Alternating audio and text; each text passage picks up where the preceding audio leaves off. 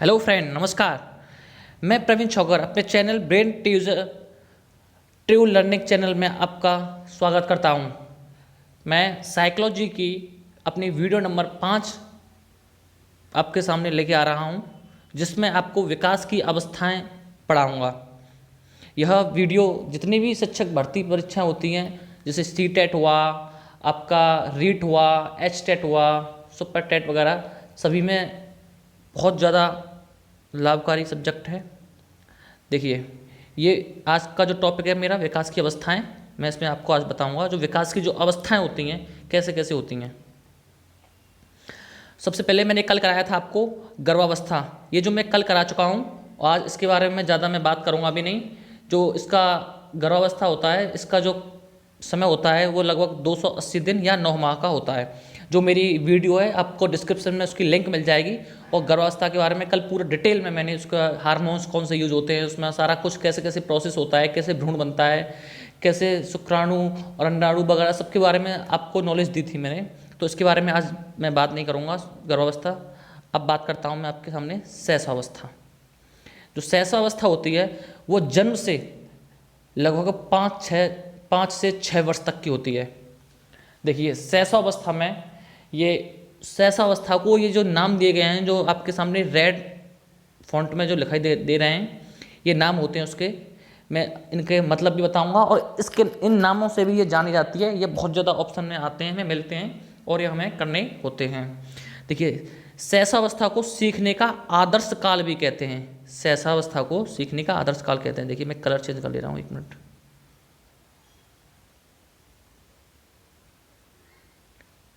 शैशवावस्था को सीखने का आदर्श काल भी कहते हैं। क्यों? क्योंकि ऐसा माना जाता है कि जो बालक की जो बुद्धि का जो विकास होता है, लगभग बालक की बुद्धि का लगभग ज़्यादा से ज़्यादा बौद्धिक क्षमताओं का जो विकास होता है लगभग शैशवावस्था में ही हो जाता है। इसलिए सीखने का आदर्श काल, यह सबसे आदर्श काल है। इस काल में बच्चा सबसे अधिक सीखता है, इसलिए इस शैशवावस्था को सीखने का आदर्श काल भी कहते हैं। तीव्र विकास की अवस्था, इसमें सबसे ज़्यादा बालक का विकास होता है, इसलिए इसको क्या बोलते हैं? तीव्र विकास की अवस्था। इसको इन्फेंसी या बचपन भी कहते हैं। क्या? इन्फेंसी या बचपन भी कहते हैं। नैतिक आचरण शून्यता की अवस्था, इस शैशवावस्था काल में जो बालक का जो नैतिक आचरण होता है वो बिल्कुल शून्य होता है। बालक को कोई मतलब नहीं है कि आप बड़े हो, आप छोटे हो, वो आपकी इज्जत करे या नैतिक आचरण आपके सामने दिखाए। उस बच्चे को कोई मतलब नहीं होता। जो लगभग जन्म से 5-6 वर्ष का होता है, इस काल में बच्चा बिल्कुल नैतिक आचरण आपको नहीं दर्शाएगा। ना नैतिक आचरण इस काल में कैसे भी जगाए भी नहीं जा सकते बच्चे के अंदर, कैसे भी उनके अंदर अभिव्यक्ति में लाया भी नहीं जा सकता। ना मार के, ना पीट के, कितना भी मार लो पीट लो, लेकिन वो बच्चा शैशवावस्था में अपना नैतिक आचरण प्रस्तुत नहीं कर पाता है।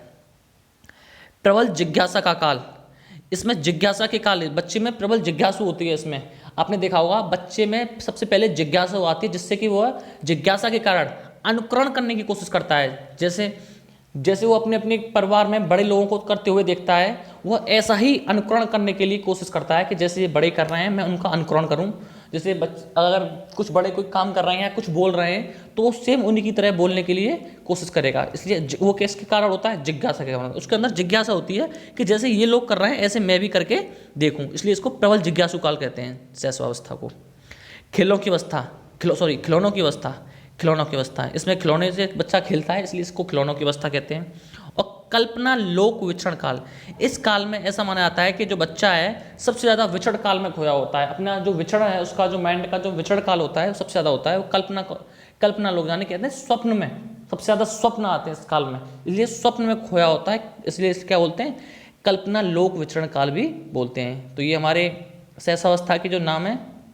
देखिए, शैशवावस्था को हम भावी जीवन की आधारशिला कहते हैं। ऐसा माना जाता है कि जो बच्चा, अगर छोटा बच्चा है, उसका जो जीवन की जो आधारशिला है वो शैशवावस्था में ही रखी जाती है। मतलब पता चल जाता है शैशवावस्था में ही कि किस तरीके का ये बच्चा बनेगा, क्या होगा। ठीक है, इसलिए इसको भावी जीवन की आधारशिला कहते हैं। एक उदासीनता की अवस्था, उदासीनता का मतलब है कि इस काल में बालक न तो सामाजिक होता है, न असामाजिक होता है, मतलब उसको न समाज से कोई मतलब है और न समाज विरोधी भी होता है। ऐसा भी नहीं है कि उसको समाज का विरोधी बन जाता है उस टाइम पे, न उसको समाज से मतलब होता है। तो क्या है, न तो समाजी होता है, न असामाजिक होता है, वो न सामाजिक न सामाजिक। इसलिए वो क्या होता है, उदासीन होता है शैशवावस्था में। क्या मतलब है छोटे से बच्चे को, जो 5-6 वर्ष तक का बच्चा होगा, उसे क्या मतलब है समाज से, इसलिए इसको क्या बोलते हैं, उदासीनता की अवस्था बोलते हैं। तो देखिए ये नाम है सारे, ये याद कर लीजिएगा, ये शैशवावस्था के ही नाम है। ये किसी भी नाम से पूछा जा सकता है, ऑप्शन में कोई भी आ जा सकता है। तो शैशवावस्था, अगर इन्फेंसी आएगा, बचपन आएगा, तीव्र विकास की अवस्था, सीखने का आदर्श काल, नैतिक आचरण शून्यता का काल, प्रबल जिज्ञासु का काल, खिलौनों की अवस्था, कल्पना, लोक विचरण काल, क्योंकि सपने सबसे ज़्यादा आते हैं, विचरण काल में खोया होता है। भावी जीवन की आधारशिला रखी जाती है। भाई आधारशिला कहते हैं ना, एक नींव, जैसे मकान कोई बनाया जाता है तो उसकी नींव रखी जाती है ना, आधारशिला रखी जाती है। तो वही ऐसी बच्चे की आधारशिला, नींव रखी जाती है इस भावी जीवन आधारशिला में।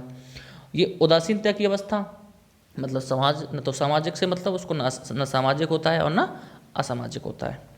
अब देखिए, अब तीसरी अवस्था होती है हमारी बाल्यावस्था, जो कि लगभग 5-6 वर्ष से 12 वर्ष तक होती है। बाल्यावस्था लगभग 5-6 वर्ष से 12 वर्ष तक हमारी क्या सी अवस्था होती है, बाल्यावस्था। देखिए बाल्यावस्था में क्या क्या होता है, बाल्यावस्था को बालक की निर्माणकारी अवस्था बोलते हैं।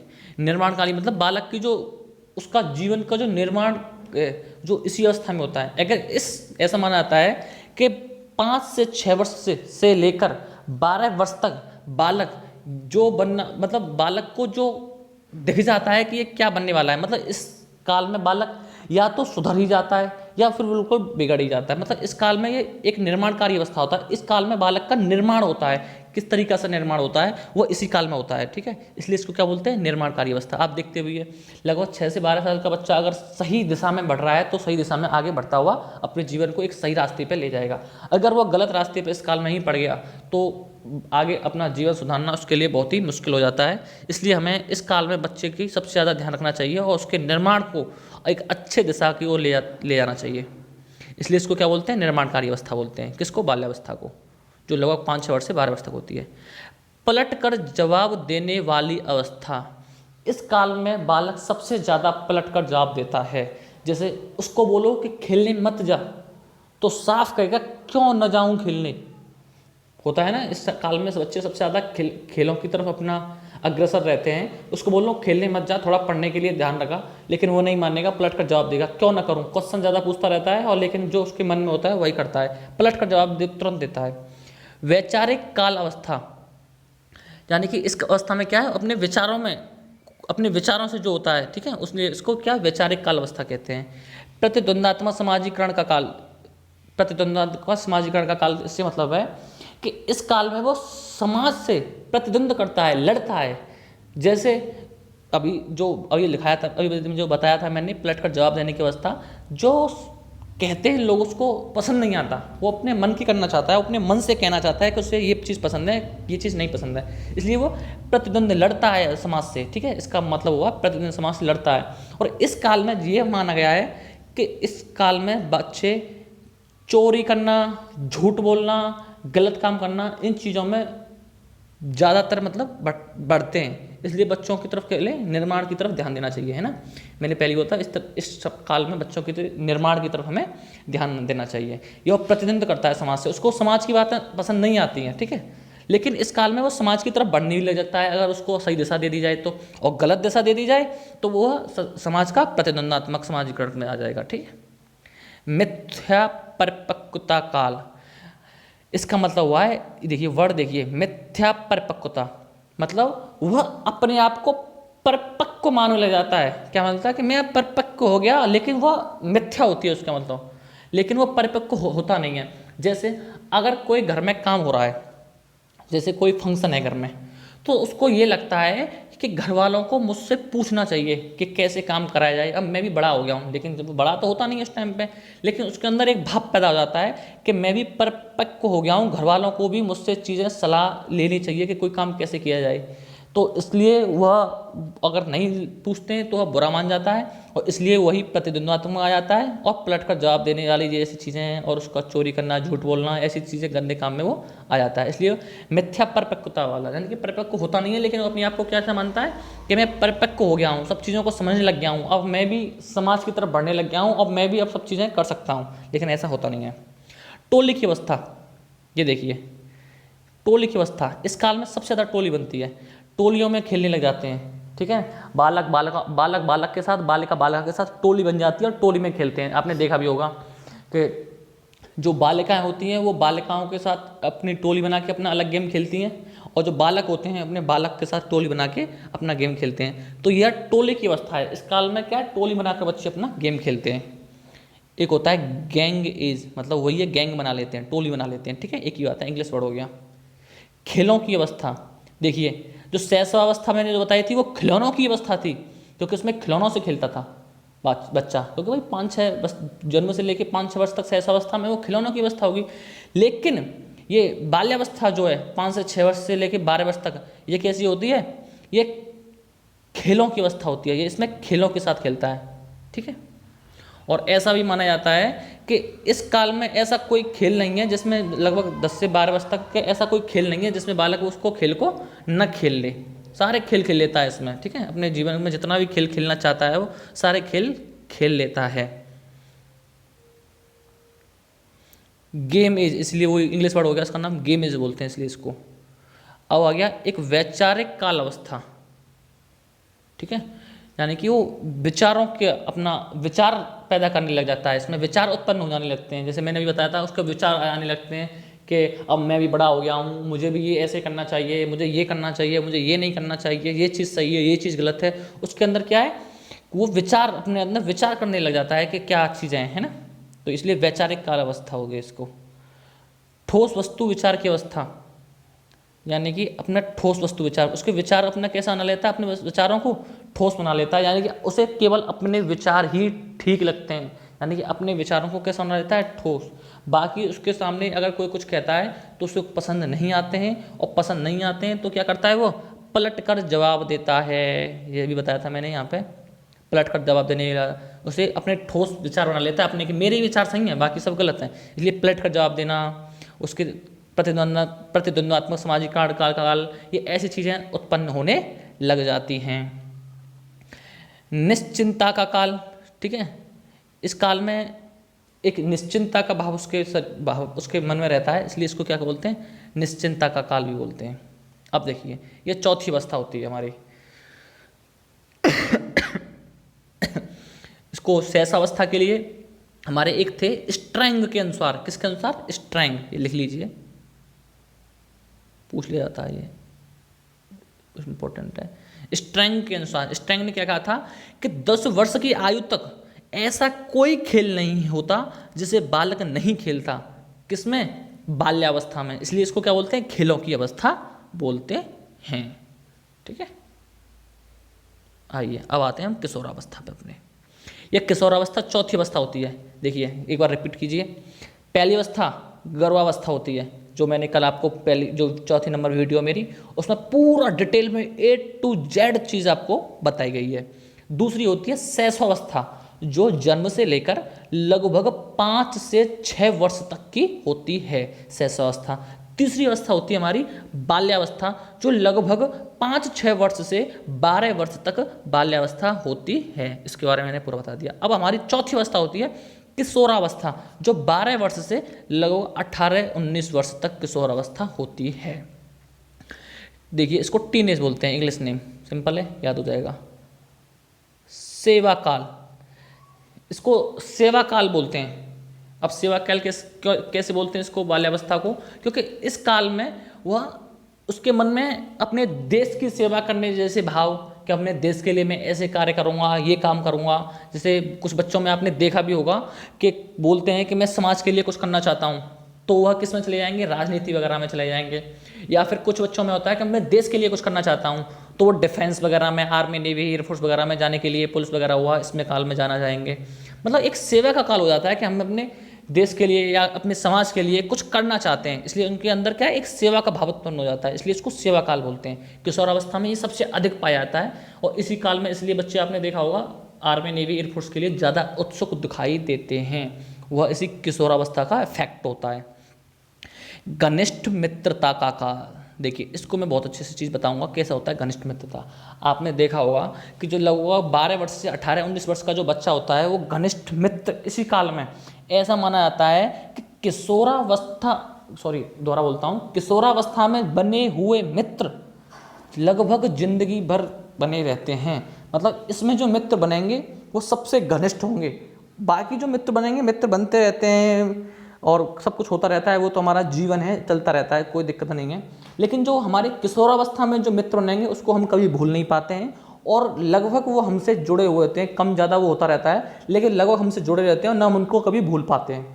कभी आपने एक एग्जाम्पल देता हूँ, आपने देखा भी होगा कि 11th-12th में जब बच्चा लगभग 16-17 साल का होता है तो यह कोशिश करता है कि ग्रेजुएशन हम जो भी करें अपने जो मित्र हैं उनके साथ ही कर लें, क्योंकि वो घनिष्ठ मित्र है, वो उनको नहीं छोड़ना चाहते। तो इसलिए पूछते हैं भी हैं कि भाई तू कौन सा कोर्स करेगा, तू कौन सा ग्रेजुएशन में तू क्या करेगा, कहाँ एडमिशन लेगा, कौन से विश्वविद्यालय में करेगा। और कभी कभी हद तो तब पार हो जाती है कि कुछ बच्चे अपने मित्रता के कारण ही जो वह करना चाहते हैं उसको छोड़कर वह करते हैं जो उनका मित्र कर रहा है, क्योंकि भाई उसके साथ रह लेंगे। केवल इस चीज़ से वो अपने रास्ता से भटक जाते हैं कि हमें नहीं करना ये चीज़, हमारा दोस्त कर रहा है तो हम भी यही करेंगे। उन्हें कोई मतलब नहीं है चीज़ ये सही है गलत है क्या नहीं है, केवल मित्र कर रहा है तो हम भी करेंगे।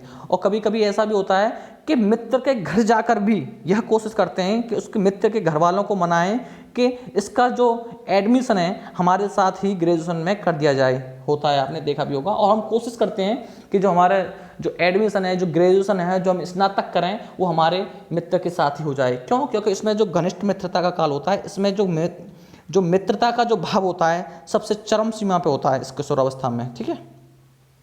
आदर्श मानने की अवस्था। आदर्श मानने की अवस्था से मतलब होता है कि यह इस काल में बच्चे किसी को अपना आदर्श मान लेते हैं और उसी के जैसा बनना चाहते हैं। जैसे कि कोई जो 17-18 जो किशोरावस्था में है लगभग 12 वर्ष से लेकर 18-19 वर्ष तक आदर्श मान लेते हैं। जैसे कोई कहता है, कोई अपना किसी हीरो को आदर्श मान लेता है कि जैसे मेरा जो आदर्श है अक्षय कुमार है, मैं अक्षय कुमार की तरह बनना चाहता हूँ। या फिर कोई किसी राजनीतिज्ञ को अपना आदर्श मान लेता है कि मैं इस राजनीतिक नेता की तरह अपना बनना चाहता हूँ, मैं इसकी तरह बनाऊंगा। या फिर कोई अगर किसी आर्मी नेवी एयरफोर्स वगैरह में जाना चाहता है तो जो कोई बड़े हमारे जो सैनिक होता है, कोई नाम होता है तो शहीद होता है, तो कोई उसके देख के हाँ उसके अंदर भाव पैदा हो जाता है कि मैं इसके जैसा बनना चाहता हूँ। तो मतलब किसी को आदर्श मान लेते हैं या किसी भगवान को आदर्श मान लेते हैं, किसी को भी मतलब आदर्श बना लेते हैं और उन्हीं की तरह बनना चाहते हैं। जैसे किसी ने अपना आदर्श मान लिया सलमान खान को, तो वो उसी की तरह बनना चाहेगा कि ये जैसे ये अपनी हेयर स्टाइल रखते हैं उनकी तरह मैं अपनी हेयर स्टाइल रखूँ। या फिर कोई कहेगा कि ये जैसे कपड़े पहनते हैं मैं उनकी तरह कपड़े पहनूँ, ये जैसे चलते हैं मैं इनकी तरह चलूँ। मतलब वो आदर्श काल की स्थिति पैदा हो जाती है और उनको जैसा आदर्श मान लिए जाते हैं उनकी तरह बनने की या उनकी तरह करने की कोशिश करते हैं। अमूर्त चिंतन काल। इस काल में क्या है, अमूर्त चिंतन करने लग जाते हैं बच्चे, अमूर्त चिंतन काल निकल ले जाते हैं। यानी कि गणना अमूर्त चिंतन, जैसे कोई चीज़ हमारे सामने नहीं है उसका भी चिंतन कर लेते हैं। जैसे अमूर्त चिंतन क्या है, इस वर्ड से समझिए अमूर्त चिंतन क्या होता है। जैसे अभी हम अपने घर पर बैठे हैं तो अब अपनी चीज़ों को लेकर अगर हम उसी टाइम पे और जो घर की चीज़ों को लेकर अगर बात कर रहे हैं, सोच रहे हैं, तो हमारा मूर्त चिंतन है। या फिर हमने कोई चीज़ देखी है तो मूर्त चिंतन है। लेकिन आज तक हमने कोई चीज़ न देखी है, केवल उसका अमूर्त चिंतन कर रहे हैं। जैसे हम कभी हरिद्वार घूमने के लिए नहीं गए लेकिन फिर भी हरिद्वार की केवल उसको चीज़ों को सोच रहे हैं कि हरिद्वार में ऐसा होगा, लोग बताते हैं तो ऐसा होगा। अपने माइंड में एक चित्रण सा बना लेते हैं, जबकि हमने उसे कभी देखा भी नहीं है लेकिन फिर भी एक चित्रण सा बना लेते हैं। वो क्या है, अमूर्त चिंतन काल कहलाता है। वह किशोरावस्था में ही उत्पन्न होता है और इसी के आधार पर वह गणना भी करता है। जैसे कोई गणना आ गई, कोई क्वेश्चन आ गया कि 9 + x = यहाँ पे 10 है, तो बताइए x की जगह पे क्या आएगा। तो यहाँ पे एक ये अमूर्त चिंतन को दर्शाता है कि इस x की जगह पे मतलब ऐसी गणना कर जाता है कि यहाँ पे क्या आने वाला है। अमूर्त चिंतन मतलब पहले से अमूर्त चिंतन करके, और ये तो एक छोटा सा एग्जाम्पल दिया है, वह गणित की बड़ी बड़ी गणना वाले क्वेश्चनों को आसानी से कर लेता है। यह जो गणनाएं होती हैं बड़ी बड़ी, वो अमूर्त चिंतन को ही दर्शाती हैं, जो बड़ी बड़ी हैं। और जिसका अमूर्त चिंतन जितना अच्छा होगा, जितना अधिक होगा, उसका गणित भी उतना ही अधिक अच्छा होगा, ऐसा माना जाता है। ठीक है, क्योंकि इसमें गणित में सबसे ज़्यादा अमूर्त चिंतन की आवश्यकता होती है। देखे हैं गणित में सबसे ज़्यादा मानते हैं माना x, केवल मान लेते हैं माइंड में कैसा होगा। ठीक है, जबकि कोई चीज़ वो आगे है या नहीं है उन्हें कोई मतलब नहीं है, लेकिन मान लेते हैं। साइंस में भी हुआ, ऐसे बच्चे जो है साइंटिस्ट बनते हैं। जैसे हमारे जो साइंटिस्ट होते हैं, कोई चीज़ अभी तक आई नहीं हो विश्व में, ना कभी कहीं पे हो, लेकिन फिर भी उसको वो चिंतन कर लेते हैं, अमूर्त चिंतन बना लेते हैं कि अगर हम ऐसा करेंगे तो ऐसा भी हो सकता है, अगर ये रॉकेट बनाएंगे तो रॉकेट की स्पीड इतनी भी हो सकती है। केवल अमूर्त चिंतन के आधार पर वो अपने उस परीक्षण को आगे बढ़ाते हैं और आगे उसमें क्या है सक्सेस प्राप्त करते हैं। तो ऐसे जो अमूर्त चिंतन होता है, एक स्टूडेंट लाइफ जो इसका जितना अच्छा अमूर्त चिंतन होगा वह उतना ही अधिक सफल होता है अपने जीवन में। ठीक है, तो अमूर्त चिंतन बहुत इंपॉर्टेंट चीज़ होती है। परिपक्वता का काल, यानी कि यह परिपक्वता का काल होता है। जितना बच्चे को परिपक्व बनना होता है वो लगभग इस काल में पूर्ण परिपक्वता हो जाता है, मतलब उसको अपनी परिपक्वता को प्राप्त कर ले देता है, उसकी बुद्धि का विकास हो जाता है। इसमें मूर्त चिंतन हुआ, अमूर्त चिंतन हुआ, जितने प्रकार के चिंतन हुए, बुद्धि का विकास हुआ, पूर्णतः यहाँ तक अपना पूरा उसका हो जाता है। स्वर्ण काल है, इसको स्वर्ण काल क्या बोलते हैं? इसको स्वर्ण काल इसलिए बोलते हैं कि इस काल में बालक अगर अपने जीवन को संभालने के लिए मेहनत करते हुए अपने किसी एक ही प्लेटफॉर्म को चुनकर मेहनत कर लेता है तो वह उसको उतना ही सक्सेस को प्राप्त कर लेता है, और यह उसका स्वर्ण काल को दर्शाता है। जैसे अगर 17-18 साल का बच्चा उस टाइम पे पढ़ाई करके 2-3 साल अपनी एक जॉब प्राप्त कर लेता है तो उसको जीवन में अपने कोई आर्थिक संबंधी समस्याएं उसको नहीं आएंगी। क्यों? यह काल कैसा काल आएगा उसका? स्वर्ण काल। उसने अपने जीवन को एक स्वर्ण की तरह अपना जीवन को एक व्यवस्थित ढंग में सजा लिया। बसंत काल, बसंत काल का मतलब होता है एक अच्छा काल, जिस टाइम पर को अपना अच्छा बन जाए, इसलिए इसको बसंत काल कहते हैं। जीवन का कठिन काल, इसको कठिन काल इसलिए कहा जाता है कि इस कठिन काल में बच्चा जो है एक मिनट, हाँ जी, तो कठिन काल इसको इसलिए माना जाता है कि इस काल में बालक के दिमाग में क्रोध जैसी संवेदनाएं जो है सबसे ज़्यादा शीघ्र हो जाती है। इस काल में बच्चे को क्रोध जो है सबसे अधिक आता है और वह चीज़ों के साथ कभी कभी अधिक क्रोध के कारण सामंजस्य नहीं बना पाता है और वह गलत रास्तों पर भी चला जाता है। तो यह जीवन का कठिन काल होता है, और अगर इस काल में किसी बच्चे ने अपने आप को संभाल लिया, इसको आदि तूफान काल भी कहते हैं, आदि तूफान कहते हैं ना, आदि तूफान आ रहे हैं, आदि तूफान काल भी कहते हैं किशोरावस्था को। तो इस काल में सबसे कठिनाइयाँ होती हैं बच्चे को, ठीक है ना। सबसे ये देखो स्टैनली हॉल ने कहा था कि किशोरावस्था संवेग व आवेगों के कारण संघर्ष व तूफानों की अवस्था है। तो इसमें जो संवेग और जो आवेग हैं सबसे अपनी चरम सीमा पे होते हैं अपने, ठीक है। प्यार अपनी बिल्कुल उनका जो प्यार होगा बिल्कुल चरम सीमा पे होगा, क्रोध होगा बिल्कुल चरम सीमा पे होगा, जितने भी संवेग होंगे उसका है ना चरम सीमा पे होंगे, और वह संवेग उसको सही कार्य करने में क्या करते हैं या फिर सही दिशा में जाने में उसको क्या करते हैं, दिक्कत पैदा करते हैं। क्योंकि ऐसा माना जाता है अगर संवेगों का सही तरीके से प्रयोग न किया जाए तो वह घातक सिद्ध हो सकते हैं। जैसे जहाँ पे क्रोध करना हो कम, आप कर रहे हो ज़्यादा, तो क्या होगा, ये झगड़ा होगा, और झगड़ा होगा तो आपको पता ही है, बताने की जरूरत नहीं है।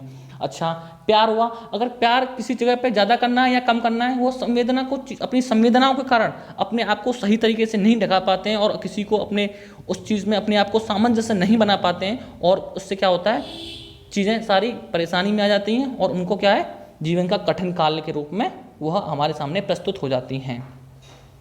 ठीक है, तो आगे देखिए, ये नोट देखिए, स्टैनली हॉल जो है स्टैनली हॉल किशोर मनोविज्ञान के जनक हैं। कौन है? स्टैनली हॉल किशोर मनोविज्ञान के जनक हैं। नोट को इसको याद रखिएगा, ठीक है। तो आज आपको मैंने ये जो बताया कि जो बालक की जो विकास की अवस्थाएं होती हैं किस तरीके से होती हैं और कैसे कैसे क्या होता है, इसमें सारी अवस्थाएं मैंने बताई। तो मैं एक बार आपको दिखा देता हूँ। गर्भावस्था बताई मैंने, शैशवावस्था के बारे में बताया जो 5 से 6 वर्ष तक होती है, बाल्यावस्था जो 12 वर्ष तक होती है, और किशोरावस्था जो 18 से 19 वर्ष तक होती है। और वो किन किन नामों से पूछी जा सकती है, उन नामों को भी मैंने इसमें बताने की कोशिश की है। तो इनको याद रखिएगा, और अगर वीडियो आपको लग रहा हो कि हाँ सही है, अच्छी है, तो प्लीज़ उसको शेयर कीजिएगा, लाइक भी कीजिएगा और सब्सक्राइब भी कीजिएगा। लेकिन जैसा मैं देख रहा हूँ कि मेरे चैनल पर आप लोगों का प्यार मुझे बहुत ही अच्छा मिल रहा है, और जो मेरी वीडियो है वो अपना जितना मेरा अभी टाइम हुआ है, लगभग 3 से 4 दिन हुए हैं मुझे अभी केवल, और अपनी जो चैनल जो मेरा चल रहा है बिल्कुल अच्छे से चल रहा है। तो मुझे लग भी रहा है कि मुझे आगे बढ़ना चाहिए, और आगे इस स्थिति में आगे मैं बढ़ रहा हूँ। तो आप लोगों का बहुत बहुत धन्यवाद कि आप लोगों का मुझे इतना प्यार मिल रहा है। और देखिए, ये स्टैनली हॉल हैं, जो स्टेलियोल किशोर मनोविज्ञान के जनक हैं, ये स्टेलियोल का मैंने फ़ोटो दिखाया आपने, देखिए ये हैं हमारे स्टेलियोल जी। ठीक है जी। ये हमारा टेलीग्राम चैनल है। आप अगर आपको जो पीडीएफ में जो पढ़ाता हूँ वो पीडीएफ चाहिए तो आपको इस टेलीग्राम चैनल से मिल जाएंगी। देखिए टेलीग्राम चैनल है, ब्रेन टीजर के नाम से है, ये इसकी लिंक है, आप लिंक देखिएगा, सर्च मार लेगा, ये लिंक है इसकी, ये इसकी लिंक है। ठीक है, टेलीग्राम चैनल की।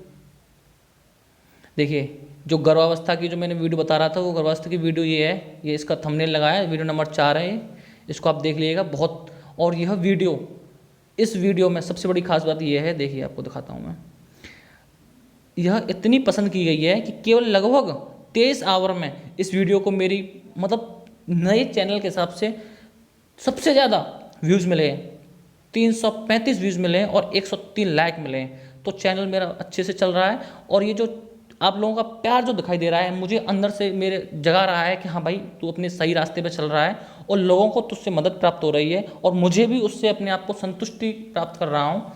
तो देखिए ये अपना इस टाइम पे कोरोना की वजह से स्थितियाँ खराब हो रही हैं, आप घर पर रहिए और अच्छे से तैयारी कीजिए, क्योंकि आपको भी पता है कि जो भर्तियां अभी इस टाइम पे तो नहीं आएंगी, लेकिन जब आएंगी आपको शायद टाइम इतना न मिले कि आप तैयारी कर पाएँ। क्योंकि अगर आप बैठे हो तो इसका मतलब ये नहीं है कि सभी बैठे हैं, अपना सभी लोग अपनी तैयारी में लगे हुए हैं और कंपटीशन जितना लेट आने वाला है उतना ही उस कंपटीशन का जो लेवल है वो हाई जाने वाला है। तो आप ये ना सोचिएगा कि हम तैयारी बाद में कर लेंगे, कि ऐसा कभी होता नहीं है, कल कभी आता है नहीं। तो आप तैयारी कीजिएगा, सब बच्चे लगे हुए हैं, अपनी तैयारी में लगिएगा। अगर आपको ये चीज़ें पसंद आ रही हो, thanks for watching and subscribe, like and share. आप लोगों का बहुत बहुत धन्यवाद इतना प्यार देने के लिए, और मैं कोशिश करूँगा आपके इस प्यार को बनाए रखूं और आगे अच्छा और कंटेंट इकट्ठा करके आपके सामने मैं ला सकूं। और बाकी सब्जेक्ट भी लेके आऊँगा, लेकिन पहले साइकोलॉजी को थोड़ा मैं आगे लेके चलता हूं और डेली मैं एक वीडियो डालने की पूरी कोशिश करता हूँ। मैं अभी तक मैं डाल भी पा रहा हूँ, उसके लिए थैंक यू, धन्यवाद।